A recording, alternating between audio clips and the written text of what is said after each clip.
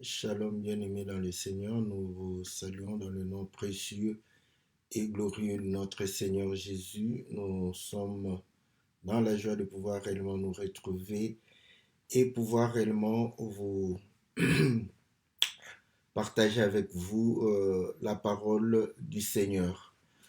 C'est votre bien-aimé, le pasteur Philippe Mukinge. C'est l'émission Que la Bible parle, une émission qui vous est présentée tous les mercredis à partir de 20 heures heure de Paris.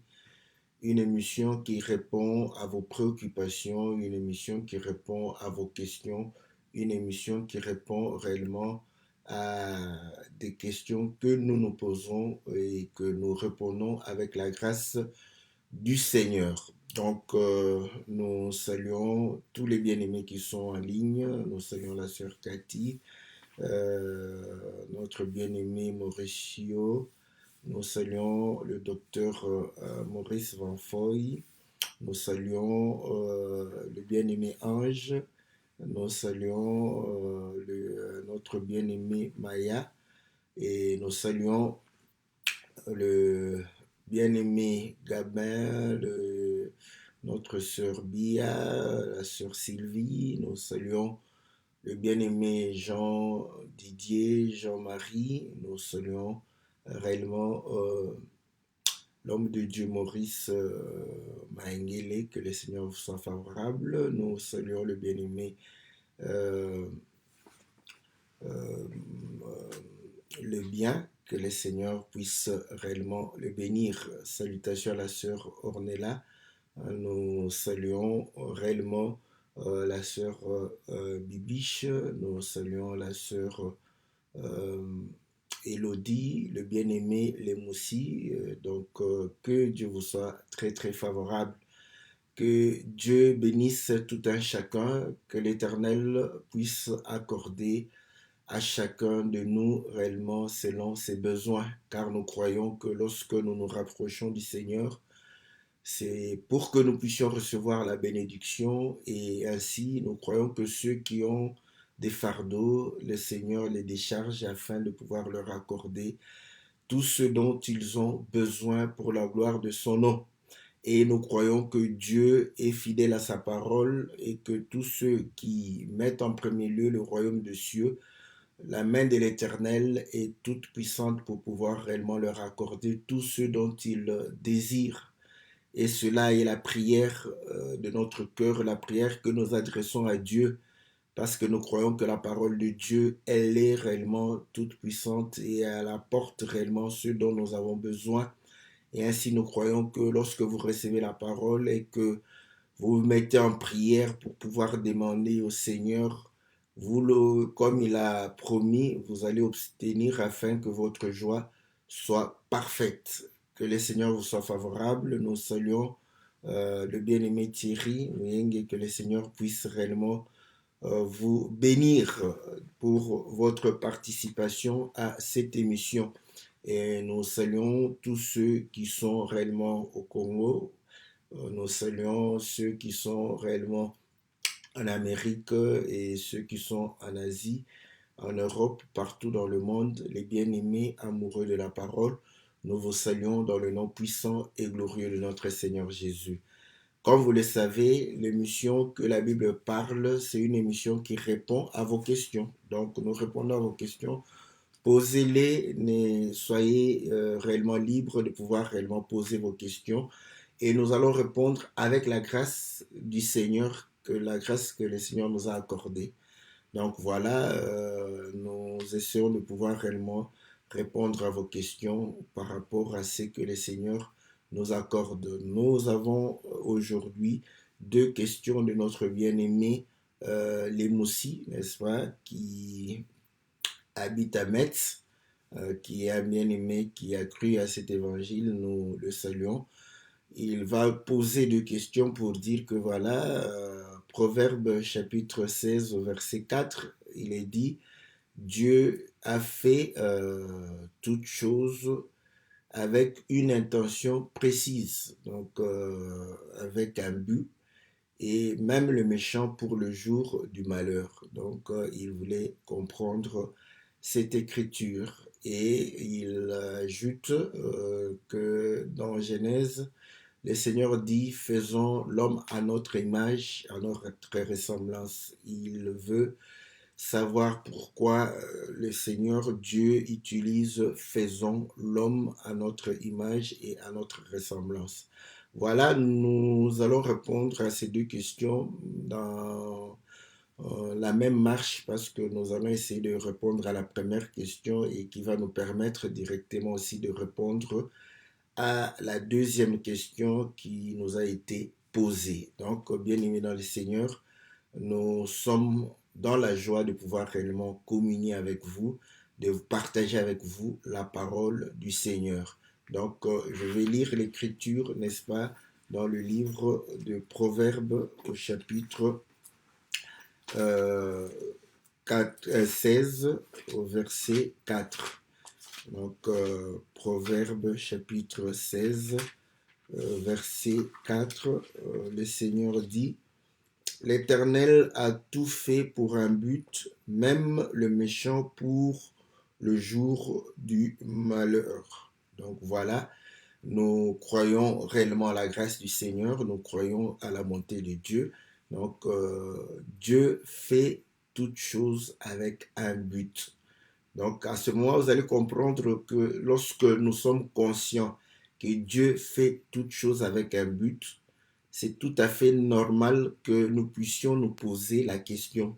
Voilà pourquoi vous allez comprendre qu'aujourd'hui, dans la vie que nous menons, si nous croyons réellement que nos vies sont entre les mains du Seigneur et que lorsque quelque chose nous arrive, nous croyons que Dieu en est l'auteur, comme la Bible le dit, que Dieu est auteur de toutes choses. Donc à ce moment-là, tu dois te poser la question. Les gens se posent des questions. Ils se posent la question, mais pourquoi je subis une telle situation? Pourquoi je vis une telle situation? Pourquoi telle chose m'arrive? Vous voyez?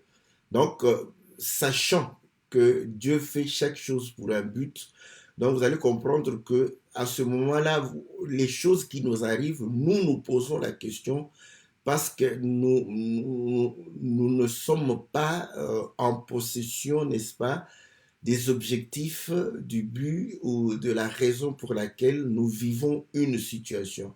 Et ainsi, nous allons comprendre que lorsque non seulement les choses que Dieu fait dans notre vie puissent nous amener à poser la question, à nous questionner, à chercher, n'est-ce pas, à comprendre, mais c'est aussi ce que Dieu fait. Parce que si il fait les choses dans notre vie qui demandent à ce que nous puissions nous poser la question, à ce que nous puissions réellement chercher la raison, donc, ce que Dieu a fait doit être l'objet de nos recherches aussi pour savoir pourquoi. Parce qu'aujourd'hui, admettons que tu puisses... Bon, généralement, on se pose des questions quand on est dans une situation difficile. Hein. Bon, quand tu tombes malade à tout moment, tu peux te poser, mais Seigneur, qu'est-ce que tu veux réellement m'enseigner dans tout ça? Ou quand tu échoues à tout moment, tu te dis, mais Seigneur, c'est quoi ça? Qu'est-ce qu'il y a? Vous voyez? Donc, on se pose ces questions. Mais généralement, quand tout va bien, on oublie Dieu. À ce moment, on ne se pose plus de questions. Or, on devrait se poser les mêmes questions. Quand tout est réussi, quand tout ce que tu fais prospère, tu dois te poser aussi la question, mais Seigneur, qu'est-ce que tu veux m'enseigner au travers de cela? Pourquoi moi je réussis et pas les autres? Pourquoi ça marche avec moi et pas avec les autres? Voilà, on doit se poser ces questions-là. Et quand tu comprends, quand tu as la réponse sur toutes ces choses-là, je crois que tu feras usage, n'est-ce pas, de ce qui t'arrive correctement afin de pouvoir accomplir réellement le but du Seigneur, accomplir ses objectifs, accomplir ses raisons pour lesquelles il te permet. Je prends l'exemple. Vous allez comprendre que lorsque Mardochée, n'est-ce pas, il s'est fait que il y avait menace, le peuple était sous la menace de la mort. Mardochée va aller chez la reine Esther et lui dire que voilà, il y a telle menace, il faudrait que tu parles au roi. Et la reine va lui dire que non, je ne peux pas parler au roi, je n'ai pas été appelé, et si jamais j'y vais et que je ne trouve pas grâce, donc je signe, n'est-ce pas, mon arrêt de mort. Et Mardoché lui répond, il dit, ne sais-tu pas que c'est pour de telles circonstances que tu es arrivé, n'est-ce pas, à pouvoir t'asseoir sur réellement cette chaise de reine. Voilà. Donc, vous voyez, donc Esther a été élevée et Mardoché comprend que si Esther elle a été élevée, c'est pour permettre au peuple d'échapper, n'est-ce pas, à la mort qui était en train de pouvoir les menacer. Donc, si Esther n'avait pas compris ces choses-là, elle allait peut-être se dire que non, non, non, je ne veux pas participer à ça. Mais elle a compris qu'effectivement, si elle est auprès du roi, c'était pour intercéder en faveur réellement de son peuple. Voilà, je prends encore un deuxième exemple. Joseph lui-même va pouvoir, vous voyez, des gens qui comprennent pourquoi leur vie réussisse, pourquoi ils sont élevés dans la vie, pourquoi ils ont réellement une autorité, ils ont des moyens, ils ont de la capacité. Donc Joseph va comprendre, il se dira non, non, non, non, si Dieu m'avait envoyé ici par tout ce qui m'est arrivé, c'était juste pour que je puisse venir en aide. Voilà. Donc il a compris qu'il a été haut placé, il a été réellement gouverneur de l'Égypte afin de subvenir aux besoins de ses frères, afin de les secourir. Donc voilà, c'est pourquoi nous disons que quand nous lisons cette écriture, nous devons nous poser. Or, c'est bien, ne soyons pas égoïstes, bien-aimés, parce que si nous ne pouvons que penser à nous-mêmes, à ce que Dieu fait pour nous, qu'est-ce qu'il veut nous enseigner, qu'est-ce qu'il veut dire, qu'est-ce qu'il veut réellement nous faire comprendre, nous allons comprendre une chose que il faudrait, n'est-ce pas, que nous puissions aussi comprendre ce que Dieu a fait. Parce que Dieu ne fait pas seulement avec nous, mais Dieu a déjà fait, n'est-ce pas, beaucoup de choses. Donc voilà, nous allons comprendre que ce que Dieu a fait, c'est aussi pour nous servir. Voilà. Donc à ce moment-là, nous devons nous poser la même question. Donc, puisque la Bible nous dit déjà que ce qu'il a fait là, il a fait pour un but. Voilà. Donc, voilà, vous allez comprendre que ceci nous amène à pouvoir nous questionner, à pouvoir réellement chercher à comprendre ce que Dieu a fait. Bon, on ne va pas... Dieu a fait beaucoup de choses. Hein. Voilà. Donc, je ne veux pas parler de toutes les choses que le Seigneur a faites, mais je vais parler dans la manière dont les choses que le Seigneur a faites, pourquoi le Seigneur les a faites, afin que nous puissions comprendre et comprendre réellement qu'est-ce que ces choses pourront nous servir dans la vie et comprendre aussi la vie de tous les jours, dans, comment nous pouvons réellement comprendre et saisir, n'est-ce pas, l'action de Dieu dans notre vie. Bon, il dit, il fait le méchant pour le jour du malheur. Donc là, nous allons lire les Écritures qui montrent réellement, qui illustrent cette déclaration.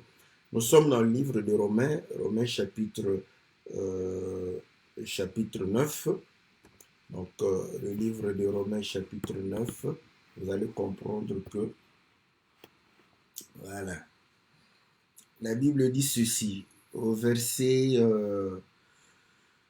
17. Car l'Écriture dit à Pharaon, je t'ai suscité à dessein pour montrer en toi ma puissance, afin que mon nom soit publié par toute la terre. Donc, vous voyez, il démontre clairement que si Pharaon a été suscité, élevé, et que si Pharaon était un puissant roi, vous allez comprendre que c'était à dessein. Voilà. Donc, c'était dans un but précis, pour une raison.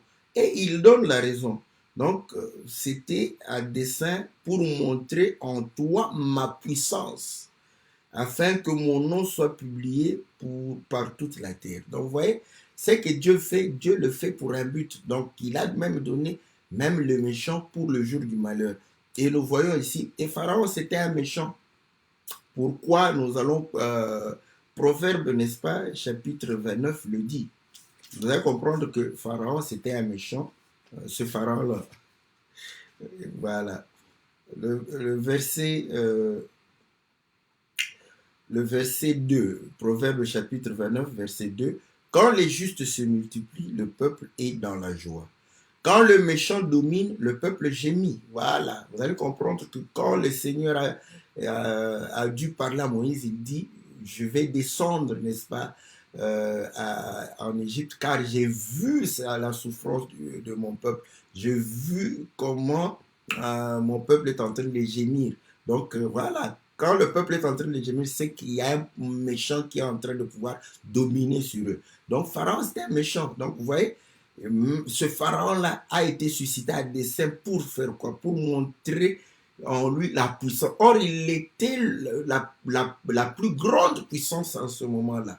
Vous voyez? Donc, à ce moment, nous comprenons que quand l'Éternel anéantit, n'est-ce pas, Pharaon, là, toute la terre entière comprend que le peuple qui sort, c'est un peuple qui a réellement une armée puissante. Voilà. Donc, nous comprenons que et le nom de l'Éternel va être publié. Rappelez-vous Rahab. Rahab, lorsque les espions sont venus, Rahab a dit que votre renommée, voilà, donc votre renommée, c'est sur toutes les nations, n'est-ce pas, aux alentours ici. Nous avons entendu, nous avons compris, nous avons réellement compris que rien ne peut vous résister.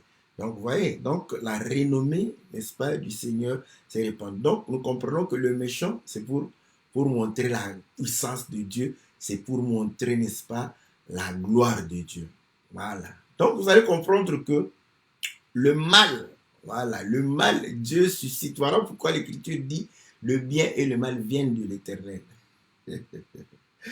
C'est là où nous comprenons que quand il y a le mal, c'est pour que nous puissions voir la puissance de Dieu et apprécier cela. C'est pourquoi j'ai toujours dit, vous savez, quand vous êtes dans la journée, n'est-ce pas, et qu'il n'y a pas d'électricité, vous allez comprendre que vous serez moins affecté. Pourquoi? Parce qu'il y a le soleil qui vous donne la lumière. Mais quand c'est la nuit et qu'il n'y a pas d'électricité, vous allez comprendre l'importance de la lumière. Et vous allez comprendre aussi que quand il n'y a pas d'électricité la journée, n'est-ce pas? Je prends l'exemple des États-Unis où vous verrez qu'il y aura moins de cambriolages, tout ça. Mais une fois, il y a eu coupure d'électricité pendant un certain moment. Donc, je ne sais pas si c'était 30 minutes ou il y a eu beaucoup de cambriolages. Donc, vous allez comprendre que les gens ont compris que non, non, non, quand il y a l'électricité, quand il y a la lumière, il y a moins d'œuvres infructueuses, d'œuvres de ténèbres. Donc, vous voyez, pourquoi? Parce que la lumière chasse les ténèbres. Donc, vous allez comprendre qu'on apprécie plus la lumière lorsque les ténèbres, voilà, on comprend. Voilà pourquoi Dieu a voulu. Il a plongé, n'est-ce pas, la terre dans les ténèbres. Et lorsqu'il va pouvoir dire que la lumière soit, lui-même, il a apprécié la lumière. Voilà. Vous voyez? Parce qu'il va trouver que la lumière était bonne à cause des ténèbres. C'est ça même. Et vous allez comprendre que ce n'est pas pour rien que les anges jettent, veulent jeter les regards sur ce qui nous est arrivé. Vous voyez? Pourquoi? Parce que nous étions tombés et le Seigneur est venu nous sauver. Est-ce que vous comprenez? Mais eux, parce que ceux qui se sont rebellés, on les a chassés et précipités. Donc, mais les anges qui sont au service du Seigneur, eux, voilà, ils bénéficient seulement de pouvoir louer le Seigneur et être auprès du Seigneur. Mais ils n'ont pas goûté au salut. Donc, vous allez comprendre que le goût du salut, c'est le fait de pouvoir être, n'est-ce pas, tombé en danger de mort, n'est-ce pas, d'être réellement sous la mort, dans les ténèbres et de pouvoir réellement retrouver la vie, retrouver réellement la lumière. c'est là où on apprécie réellement euh, le goût. Et même dans la nature elle-même ne vous enseigne-t-elle pas. Quelqu'un qui gagne l'argent à la sueur de son front va apprécier la valeur de cet argent. Vous voyez? Mais celui qui gagne l'argent, vous ramassez de l'argent, vous n'allez pas apprécier cet argent à sa propre valeur parce que vous allez gaspiller cela. Voilà. Vous voyez? Donc, vous comprenez comment est-ce que d'autant plus que nous sommes dans des situations difficiles et nous voyons la main de Dieu, nous sommes beaucoup plus reconnaissants par rapport à ce que Dieu fait pour nous. Voilà pourquoi j'ai dit que très souvent quand on est dans des difficultés, c'est là où on reconnaît la main de Dieu. Mais quand on est bien, vous voyez, on a tendance à oublier Dieu. Donc voilà, nous comprenons déjà qu'il donne l'exemple ici pour démontrer que voilà, c'est pour un but qu'il le fait. Mais écoutez maintenant, vous allez comprendre que il, euh, il démontre, n'est-ce pas, que même les vases de colère, voilà, pour montrer sa colère, nous sommes au verset 22. Que dire si Dieu voulant montrer sa colère et faire connaître sa puissance a supporté avec une grande patience des vases de colère formés pour la perdition. Donc, vous voyez, donc nous comprenons que les vases de colère, c'est juste pour que nous sachions aussi que Dieu se fâche. Voilà. Donc, il est miséricordieux, mais il est aussi un Dieu qui se transforme, n'est-ce pas, en brasier. Donc, voilà. D'où vous allez comprendre que un homme sage, c'est celui qui va vouloir chercher à connaître, n'est-ce pas, les choses que Dieu a faites. Voilà pourquoi, dans le livre d'Ecclésiaste, n'est-ce pas, au chapitre 8, le verset 1, il est dit ceci: qui est comme le sage et qui connaît l'explication des choses.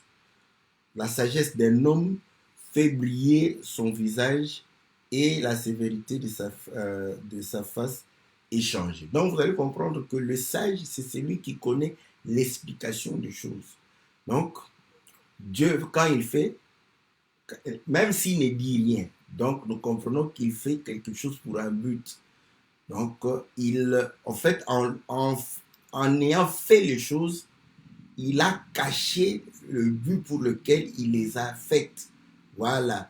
En ayant manifesté, n'est-ce pas, les choses, Dieu a caché, n'est-ce pas, une intention précise, a caché une raison. Voilà. Donc, quand on est sage, on doit chercher l'explication de ce que Dieu fait.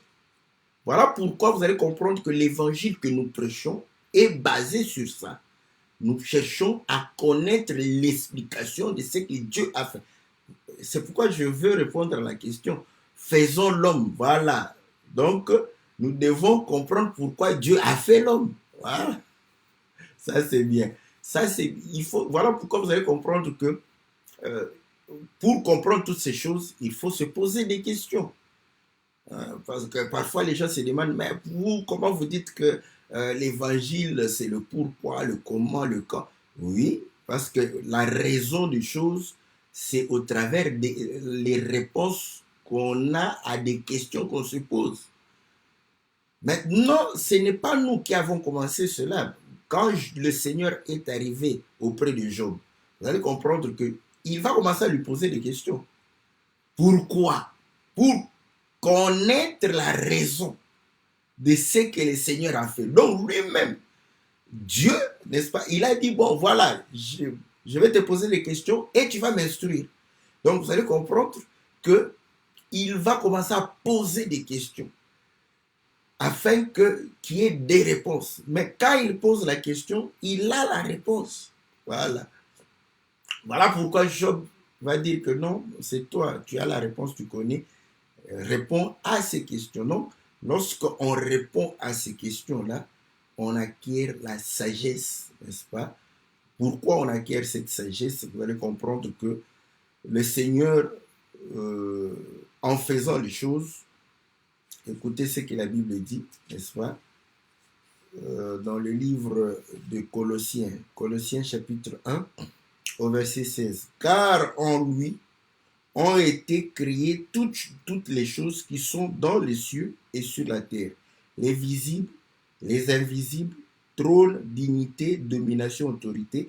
Tout a été créé par lui et pour lui. On va faire le français ici. Je suis content parce que vous savez, parfois les gens nous disent, mais vous n'êtes pas sérieux. Pourquoi nous ne sommes pas sérieux? Non, vous nous dites que vous ne prêchez pas en français. Après, quand le français vous arrange, vous vous basez sur le français. Donc, oui. Voilà.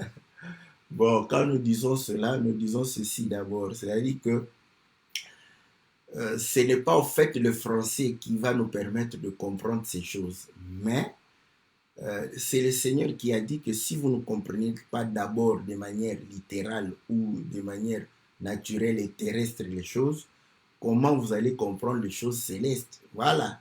Donc c'est le principe. Voilà pourquoi il dit que la révélation est comme un livre qu'on donne à quelqu'un qui ne sait pas lire. Celui-là, automatiquement, donc ça ne sert à rien. Il ne va même pas regarder. Il ne sait pas lire. Donc il faut savoir d'abord lire, n'est-ce pas? Maintenant, après avoir lu, on comprend que non, il y a des codes. Voilà. Maintenant, pour le code, ce n'est pas le français. Voilà. Vous voyez? Donc, vous allez comprendre que les codes de la révélation ou du mystère ne dépendent pas du français, de n'importe quelle langue. Chinois, anglais, néerlandais, n'est-ce pas, wolof. Donc, aucune langue ne peut décoder cela. Donc là, c'est maintenant le langage de Dieu, la sagesse de Dieu. C'est pourquoi Paul le dit que c'est un langage spirituel pour les choses spirituelles. Voilà. Donc, maintenant, c'est là où je dis, commençons d'abord par le français. Et le code, maintenant, ça ne sera pas le français, ça sera la sagesse de Dieu, ça sera n'est-ce pas, l'appui du Saint-Esprit. C'est comme ça. Ouais. Donc, c'est pas nous, c'est Dieu qui fait ça. J'aime bien ça. J'aime le Seigneur. Le Seigneur est bon. Il fait les choses comme il veut. N'est-ce pas? Donc, vous allez comprendre que on dit tout a été créé par lui.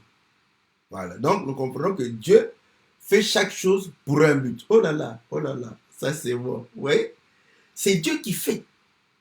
Mais ici, nous comprenons que c'est le Seigneur qui fait. Ah, voilà pourquoi pour nous maintenant, c'est comme ça que nous avons cette facilité. On trouve que il y a quelqu'un qui m'avait dit, il y a 300 écritures qui disent que Jésus est fils. Il n'y a que peut-être 3 écritures. Non. C'est toute la Bible où je vois qu'il est écrit que Jésus est Dieu. Voilà, j'aime ça. C'est là où on comprend que ce n'est plus le français. Donc tout a été créé par lui. N'est-ce pas? Or, nous savons que c'est Dieu qui est le créateur. Et pour lui. Donc nous comprenons que quand il fait les choses, il les fait pour lui. Voilà. Dieu fait chaque chose pour lui-même.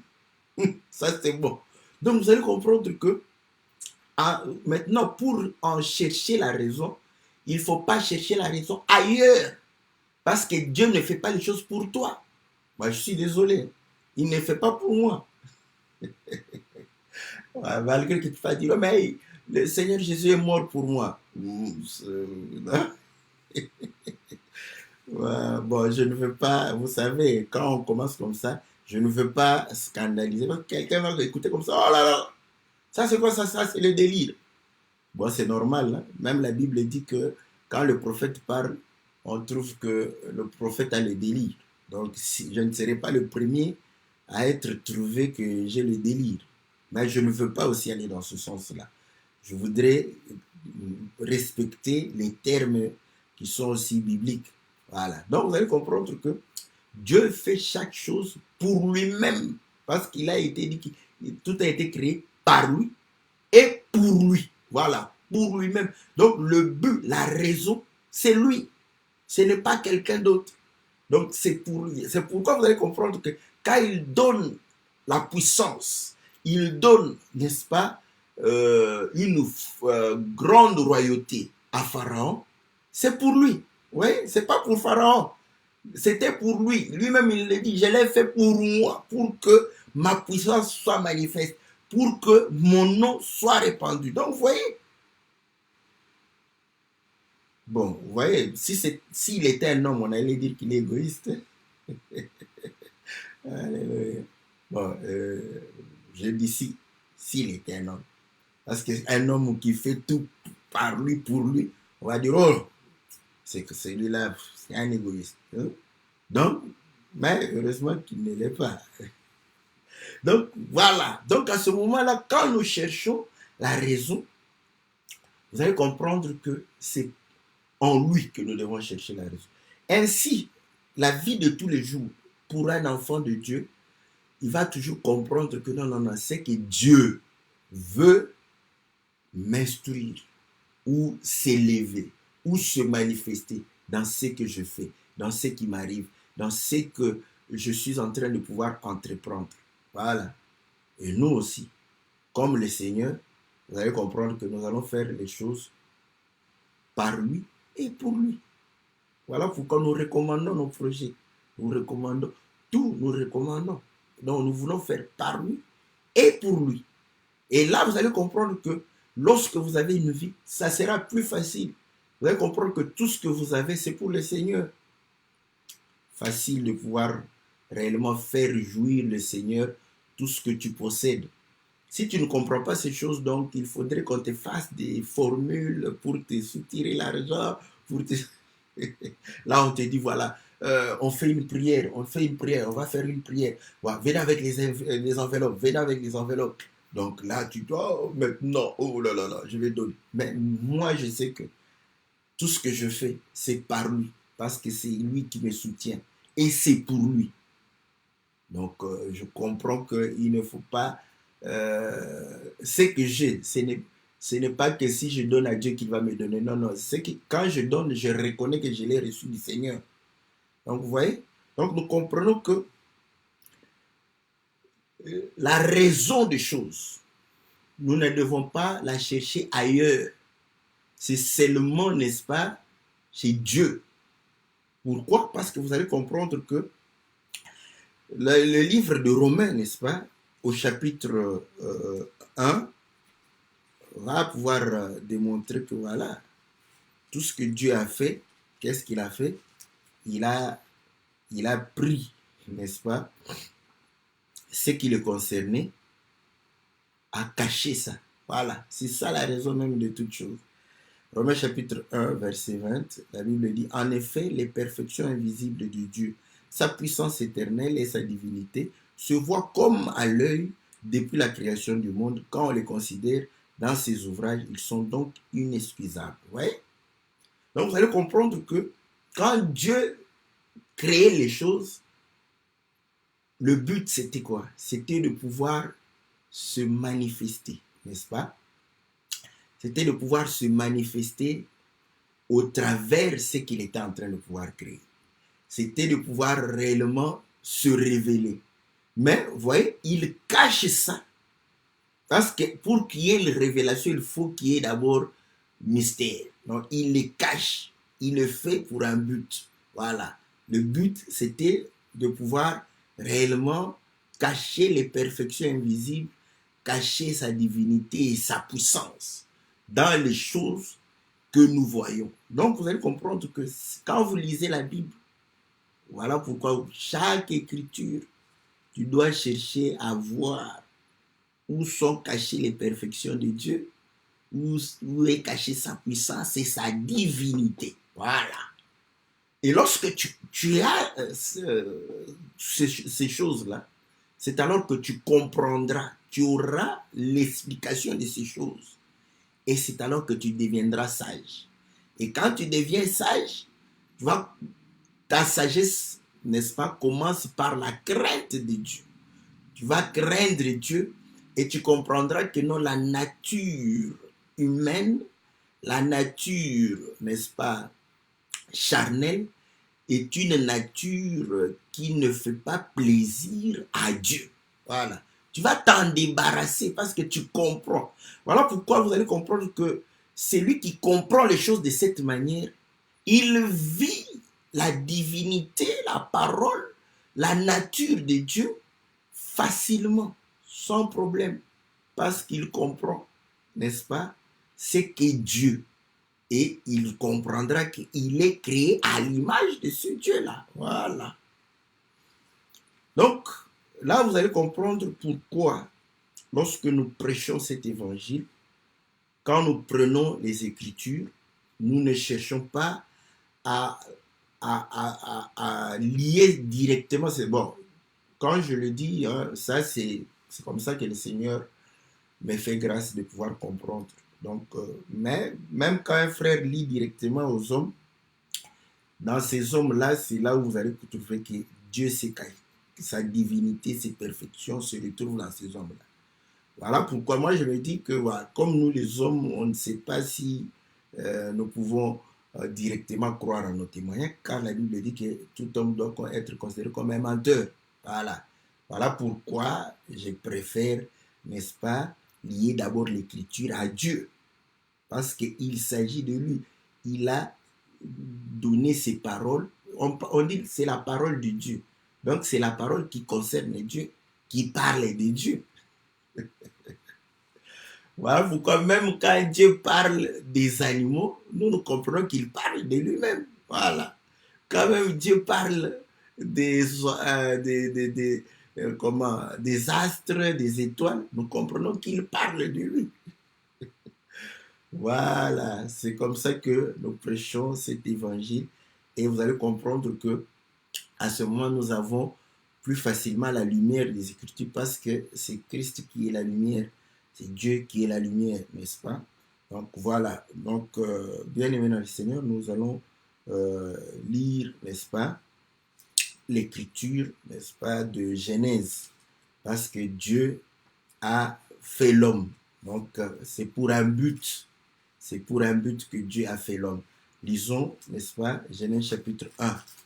C'est là où nous répondons à la question. Genèse chapitre 1, au verset 26. Puis Dieu dit, faisons l'homme à notre image, selon notre ressemblance, qu'il domine sur les poissons de la mer, sur les oiseaux du ciel, sur le bétail et sur toute la terre et sur tous les reptiles qui rampent sur la terre.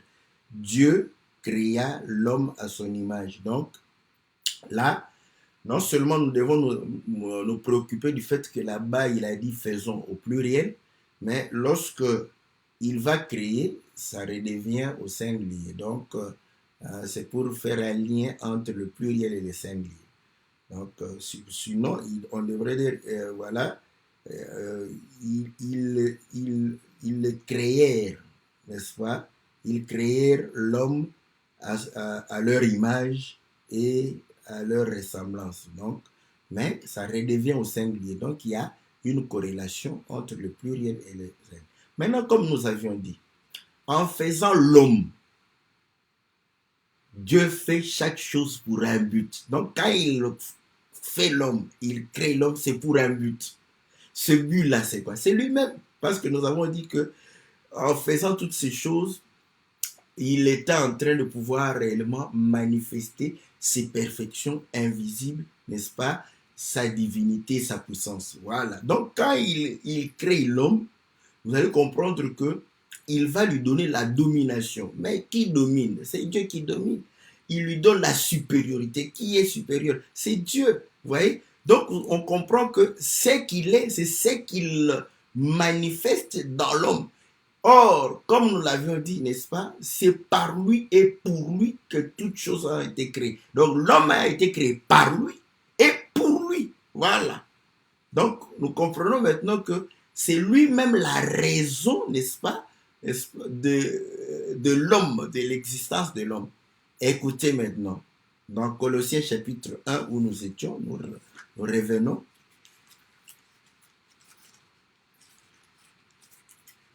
Nous revenons parce que là, vous allez comprendre que Colossiens chapitre 1 explique au verset maintenant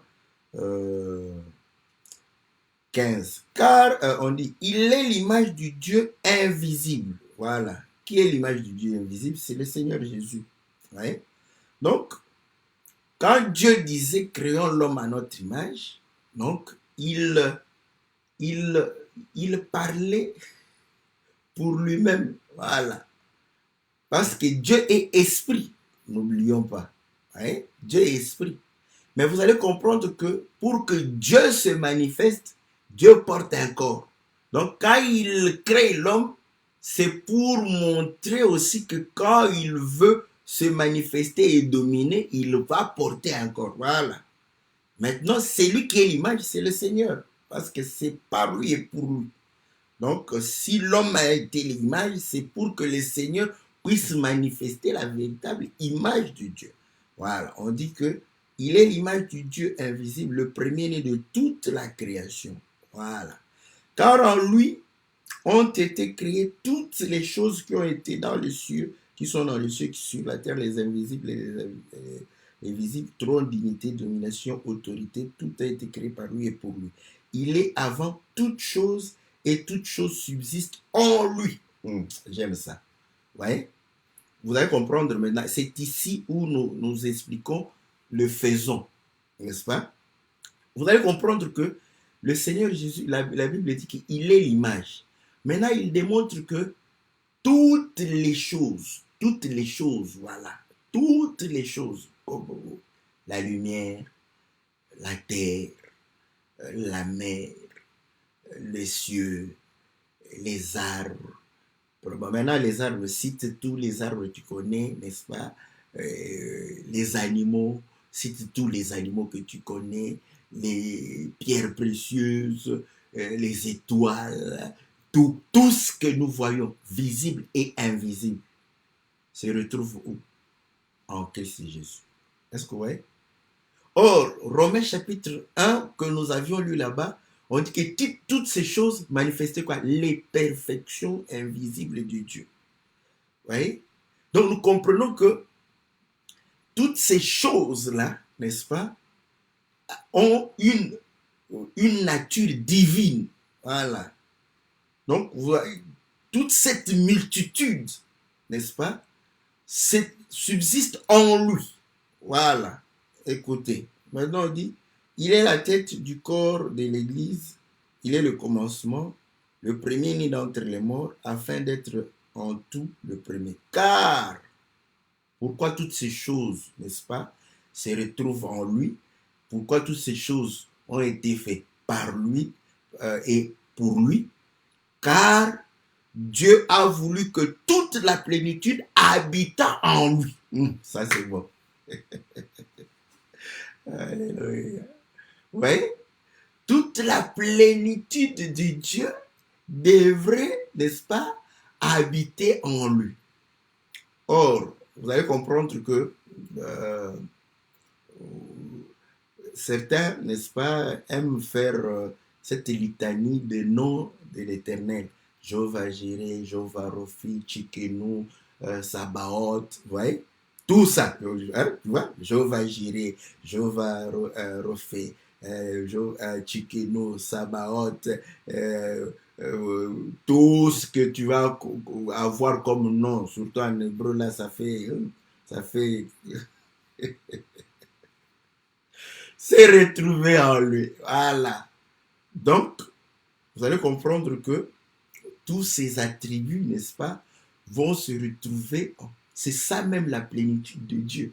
Voilà. Il se manifeste comme l'Éternel des armées, comme le justicier, comme, n'est-ce pas, miséricordieux. Donc, tout ça, c'était dans l'homme. Ouais. Et là, vous allez comprendre que c'est ça ce qu'on appelle Elohim. Voilà pourquoi Elohim, c'est au pluriel. Donc, c'est le pluriel de Dieu. Voilà. J'aime ça. Et là, vous allez comprendre que parce que Dieu fait chaque chose pour un but. Hein. C'est pas pour rien que il va prendre Abraham et dire que non, tu deviens père d'une multitude. Vous voyez? Donc, Abraham, mais curieusement, Abraham est devenu père d'une multitude quand on a réellement, n'est-ce pas, en engendrant un seul. Parce que quand il a engendré Ismaël, il n'était pas père de la multitude. C'est quand il a engendré un seul, Isaac, C'est là où on a dit qu'il est devenu père de la multitude. J'aime la parole du Seigneur. Vous voyez? Donc, nous comprenons, nous sommes dans Genèse chapitre 17, hein, là où on va circoncire Abraham et pour lui dire que non, quand tu seras circoncis, n'est-ce pas, tu vas porter le nom d'Abraham parce que je te fais père d'une multitude, des rois, des nations, vous voyez. Donc, vous allez comprendre qu'en lui, n'est-ce pas, toute cette multitude va s'émanciper. Donc, Abraham est une multitude. Voilà. C'est ça même. Mais il engendre un seul, c'est le fils, ça, il est un seul. Voilà pourquoi vous allez comprendre que Isaac est réellement l'image de Christ. Paul le dit dans Galates chapitre 3, les promesses ont été faites à Abraham et à sa postérité, à Christ.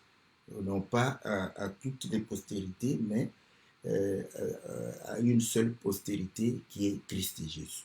Donc vous allez comprendre que faisons, n'est-ce pas, c'est lié, n'est-ce pas, à toute la plénitude de Dieu.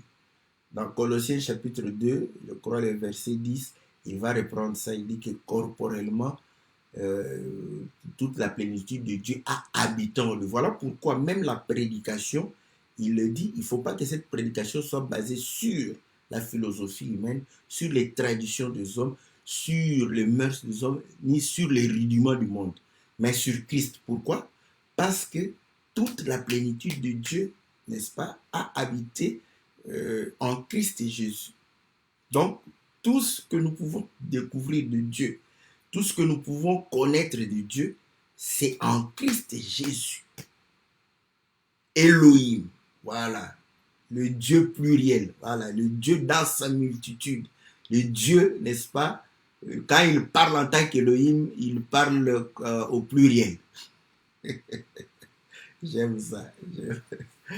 Il parle au pluriel. Voilà pourquoi, en tant qu'Elohim, il va dire faisons. Parce que cet homme-là aussi sera réellement une multitude. Parce que, vous voyez, tout ce qui est sur la terre ici, n'est-ce pas, se réfère, n'est-ce pas, dans l'homme, n'est-ce pas.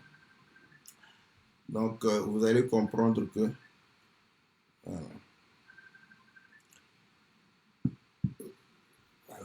toute cette multitude se réfère dans l'homme.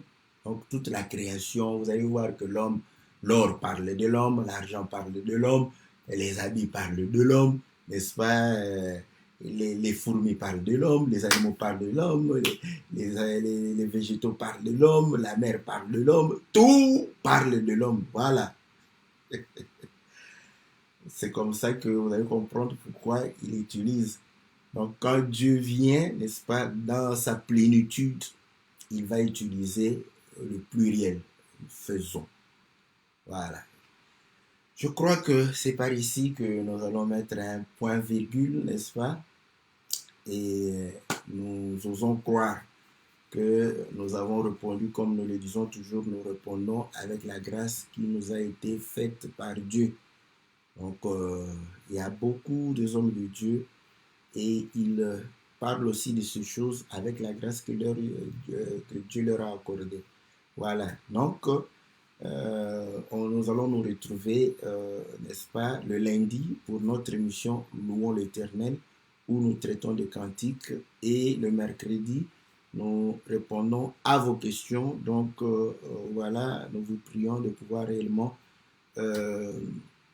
nous envoyer vos questions. Donc, il n'y a aucune... Voilà, n'hésitez pas, même les questions qu'on a déjà répondu d'une manière ou d'une autre, posez-les. Pourquoi? Parce que peut-être que nous allons répondre spécifiquement sur cette question-là. Ça peut faire plus facile à quelqu'un d'autre de pouvoir rechercher, n'est-ce pas, le sujet, parce que ta question sera le sujet de notre émission. Que le Seigneur vous soit très, très favorable. Que le Seigneur vous bénisse. Nous nous retrouvons lundi par la grâce de Dieu. Et nous rappelons que voilà, le 8, n'est-ce pas, nous serons à Paris. Nous allons pouvoir réellement mettre l'adresse, n'est-ce pas, de là où nous serons sur notre profil Facebook. Comme ça, vous saurez, je crois, c'est 10 rue des Terres Curées à Paris, 13e arrondissement, je crois. C'est là où on se retrouve. Donc, il est dit, quand vous arrivez, c'est le premier étage, salle Cassis. Donc, n'oubliez pas, nous allons pouvoir réellement donner tous ces éléments pour que ceux qui sont à Paris puissent réellement communier avec nous le dimanche 8 quand nous serons, n'est-ce pas, là pour communier avec eux. Voilà, sinon, restez dans la paix du Seigneur, que l'amour et la grâce de Dieu et que le bonheur puissent vous accompagner tout le restant de votre vie dans le nom puissant et glorieux de notre Seigneur Jésus. Amen.